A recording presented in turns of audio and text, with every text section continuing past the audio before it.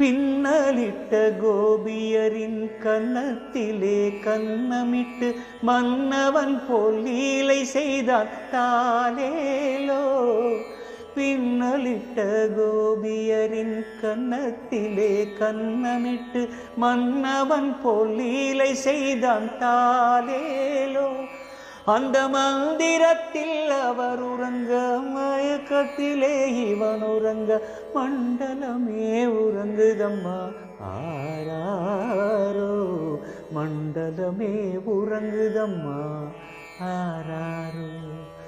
ஆயர்பாடி மாளிகையில் தாய்மடியில் கன்றினை போல் மாய கண்ணன் தூங்குகின்றான் தாலேலோ.